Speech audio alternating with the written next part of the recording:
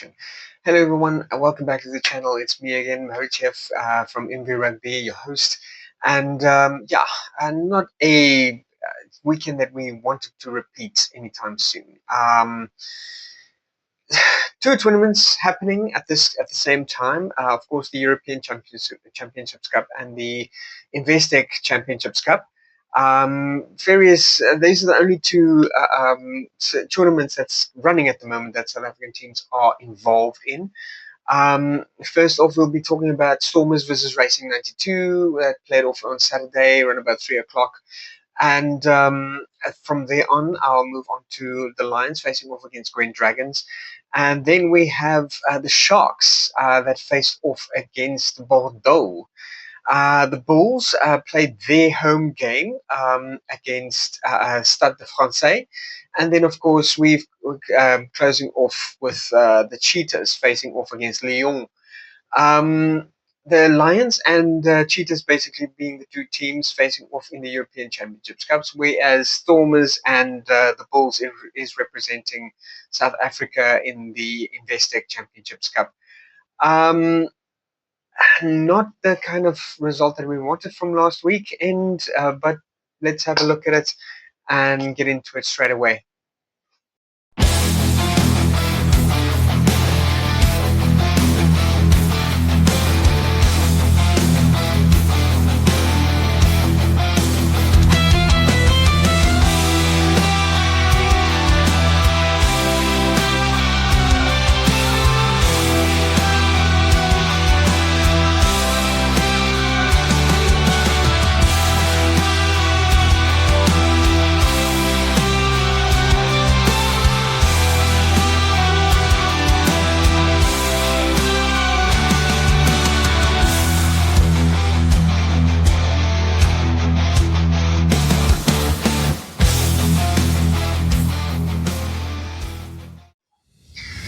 Okay, so first off, we have Stormers versus Racing 92, and like I said, not the kind of result that we wanted or even envisioned. After a fantastic and overwhelming victory against their opponents last weekend, the Stormers kind of fell by the wayside. Didn't do too badly. Let me just put that out there. The Stormers were mostly comprised out of new blood, young players, non-veterans, and sort of non-experienced players, or the whole shebang of Mani Lebok, Warwick Galant, Dion Fourie, of course, Sasha Famba Komazulu not being back yet from his injury the last time. All basically sitting on the sideline watching the game as these youngsters, basically Ben Jason Dixon as well, going at it. We still had quite a few veterans in the team, the JD Sheckling, Frans Malherbe, Joseph Weber and so on, that basically could try and lead these youngsters to a bit of a victory, but unfortunately without the leadership skills of some of the key players, like we've seen before, the Stormers hasn't really performed as well. Yuri Mattia not performing as he should. He did obviously hit, I think, about 50% of his kick performance, but key kicking, goal kicking that absolutely unfortunately missed, that really could have helped the Stormers in the long run. Losing to Racing 92 31-22, like I said, not a massive margin, only about 9 points, and but unfortunately missing the bonus point by 2 points, and then obviously bequeathing the Racing 92 their bonus point for the game, which is obviously not the kind of result that we wanted. Frans Malherbe did kind of bring in a bit of his expertise, same with Joseph Weber, and we saw the Stormers being absolutely dominant within the scrums. Lineouts, not so much. just racing them to stealing most of our line outs, turning it over into an absolutely strong field pressure onto the Stormers, and constantly scoring their points with surgical precision almost. But I mean, facing the Stormers are facing off one of their own in Achiba Diamani, and of course somebody of the talent of Owen Farrell as well. You kind of expect things to kind of go a little sideways over there, so, especially when it's an inexperienced crowd from the Stormers that they're facing. So yeah, hopefully next weekend we are facing off against Leinster, I believe, which is probably why John Dobson had saved or tried to spare players like Bjorn Fourie, Manu Leboeck, Ben Jason Dixon. Hopefully we'll see the return of Sasha Fanga Muzulu as well, because we sorely do need him. His talent is something we really do find conspicuous when it's not there. Anyway, moving on to the Lions versus Green Dragons. Definitely, holding the record this weekend for the most points scored, although the biggest margin for the winning team. Lions beating Green Dragons 60-10 at Emirates Airline Park. So it looks like the South African teams are still continuing this complete trend of dominating the game on a home turf. And we'll see a bit later, as I'm talking about the Bulls game as well, that whenever we play away overseas, we're simply not doing too well enough. When it comes back to obviously home turf, then we have homegrown advantage. We have most of the fans that shout for our team, giving them a bit of inspiration, driving them forward, and then giving us performances like these. Francis performing fantastically well, having one try scored for himself, and then converting every single other try, including his own. Also, we have we have Lombard that performed just as well within the second half as he came in. Versaghi scoring a try, Venter scoring 2 tries for himself as well, so well done there. Kieran Horn doing us very proud as well with a beautiful try, run about the 6 minutes. Mafura as well, giving his little taste in there. Green Dragons not really being able to make any kind of impact in the game, only scoring 1 try with a penalty goal and 1 conversion, and that's it. That was the entire contribution for the entire game. So very well done there to the Lions. I think your fans and your coach can be extremely proud of yourself. And yeah, it's just absolutely fantastic to watch this game. One of the peak performances out of the top shelves in rugby for the season. So we were looking forward to more of those this coming weekend. Then coming to the next one in the lineup, the Bulls versus the Stade Francais. Absolute cerebral game from the Bulls. Fantastic play. Playing it at Loftus Versfeld, so again winning the South African teams, continuing on the streak of winning on home turf, not doing too well at the away games, but fantastic cerebral play by these boys as well.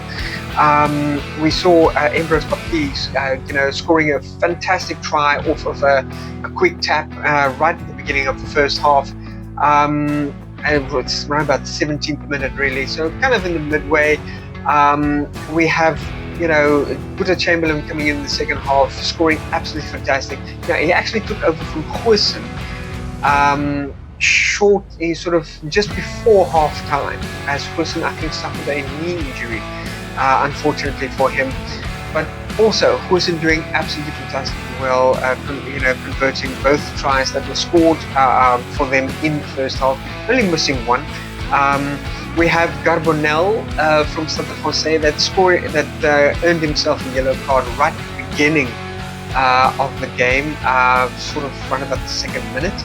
I think it was for illegal charge down or a a sort of a deliberate knockdown that earned him a bit of a yellow card, and that obviously did not do Stade Francais any kind of favors at this point.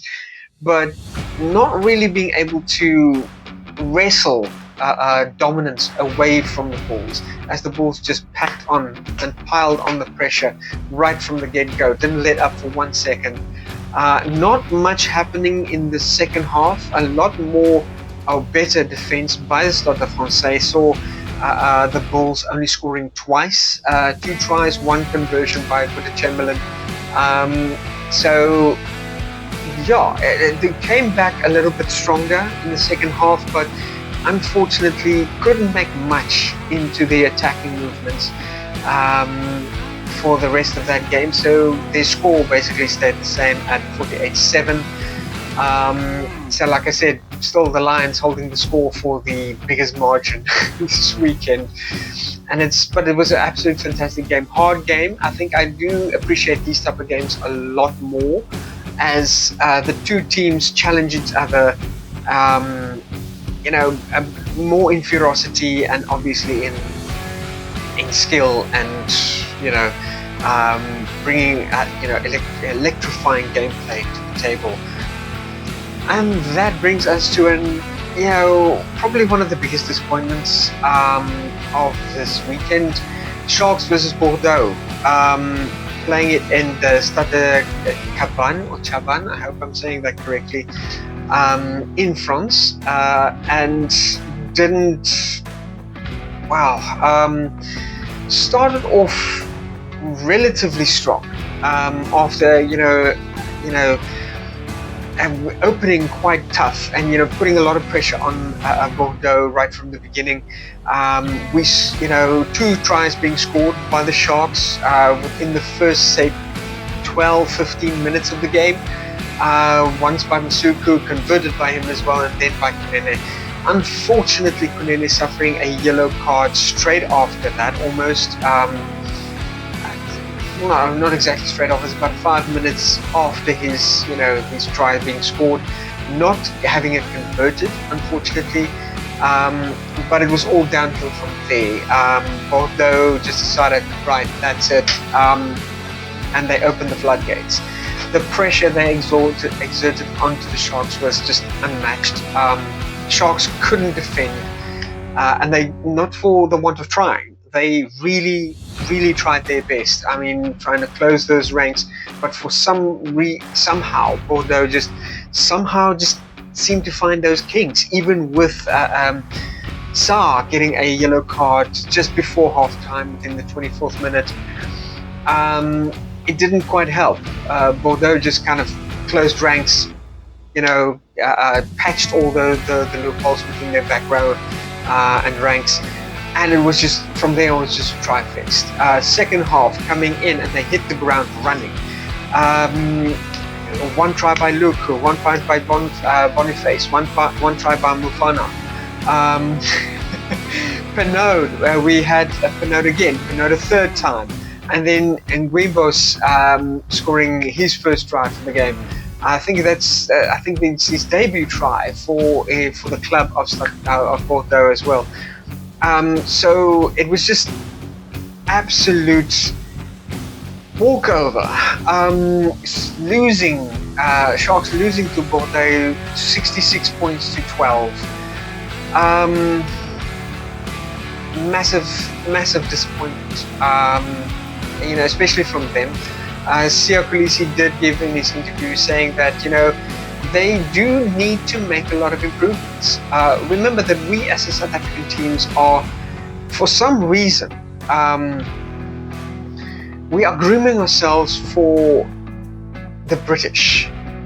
Whenever we talk about Northern Hemisphere teams, we don't really worry about Italy. We don't worry about Spain. We don't worry about Portugal.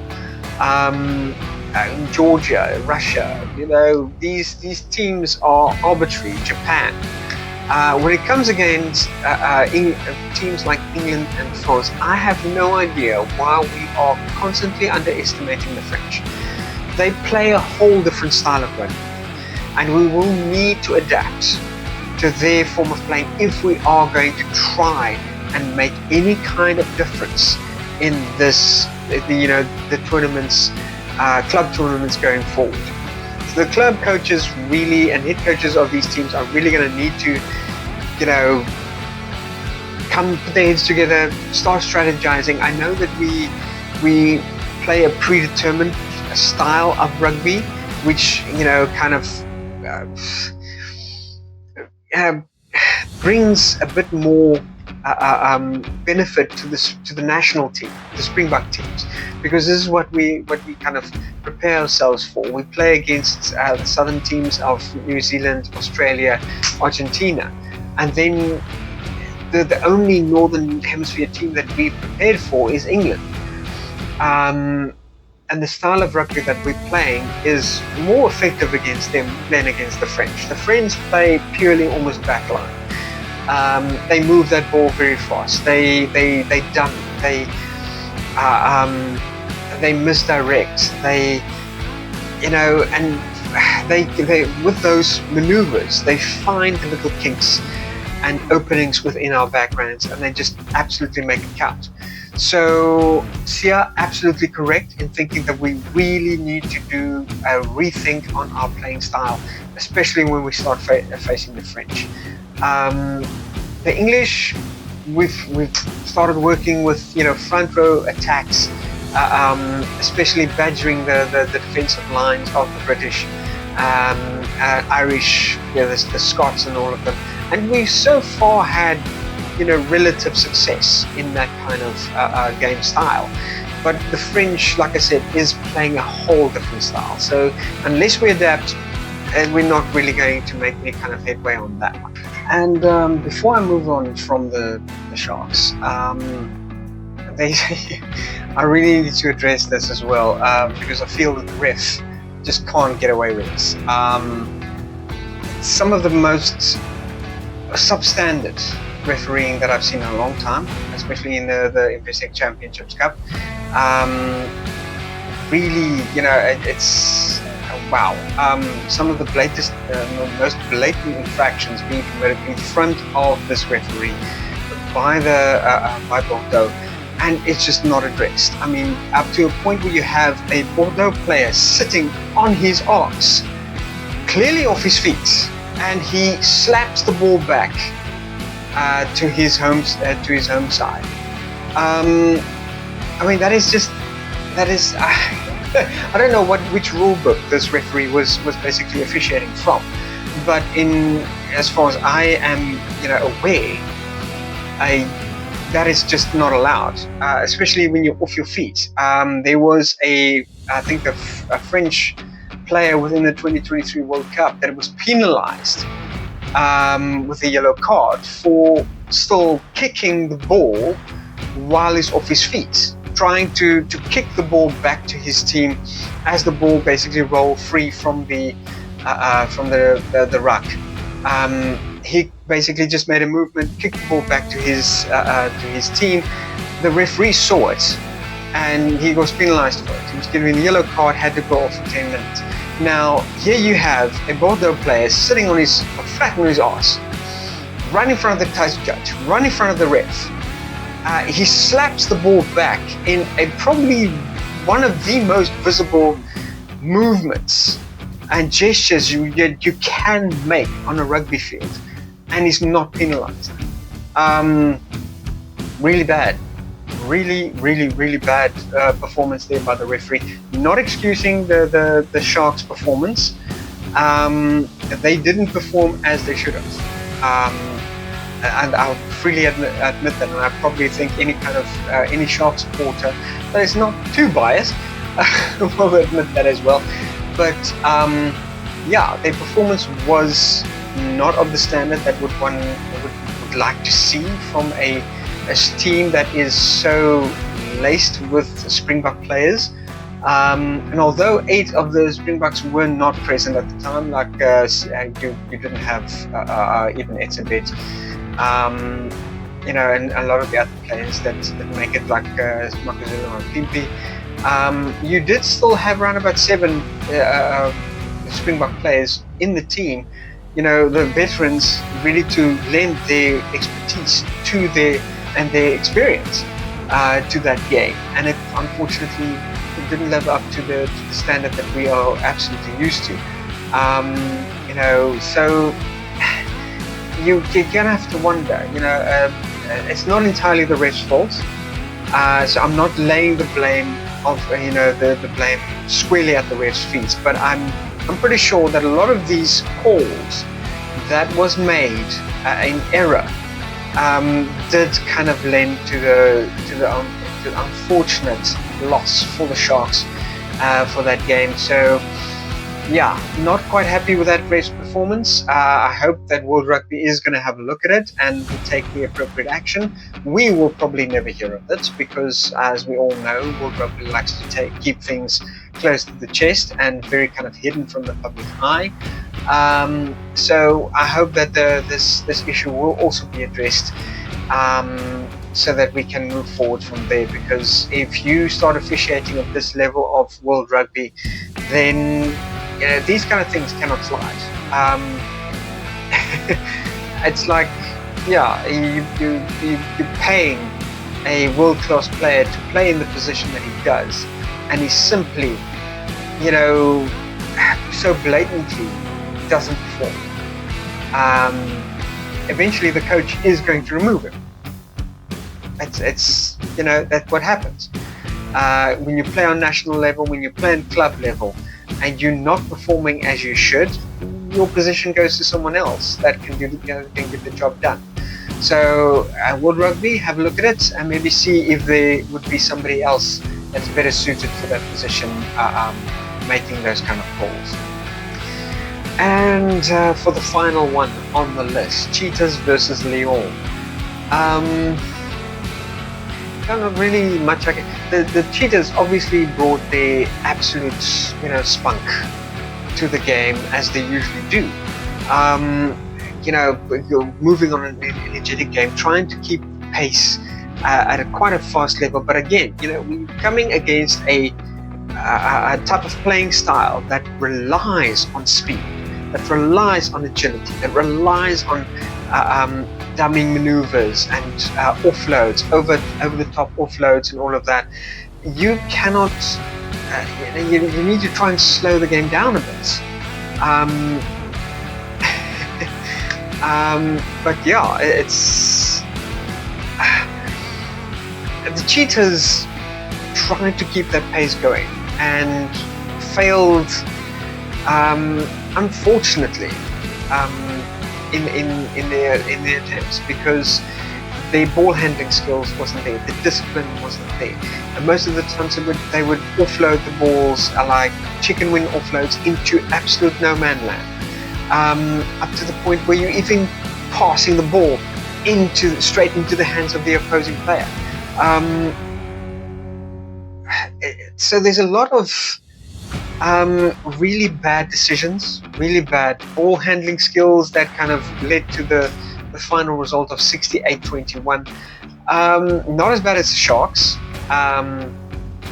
but unfortunately, not the kind of performance that you could, again, take away to the French and hope for a positive result, because it's just not going to happen. You're playing a whole different playing style. They're playing a fast-paced, agility-fueled type of rugby, constantly moving the ball from one side to another, finding their marks, finding their places, with precision offloading to different, to teammates, always knowing that the teammate will be there. When they do their up and overs, they absolutely find their mark. They always have their players right there to follow up, where we kind of fall back in not actually following up any kind of hoists or up and overs, which is also not working very well for the kind of counter attacks that we desperately try to launch against them. But unfortunately, not really holding their own to that pace of game, and unfortunately that was the result. Well, thank you very much, guys, for joining me. That is it for me for this week. Hope you enjoyed the video. Please like and subscribe and give me your comments. Give me your opinions down in the comments field on what is your views on the last weekend's games. How do you think could Stormers and the South African teams, the Sharks and the Cheetahs, how could they have done better? What can even the Bulls and Lions, how can they improve on their game moving forward from here? Although we've seen quite a convincing game from them and performance from them for this weekend. Running up to this weekend, we are returning to the URC for the 2025 season, or the first time within the 2025 season.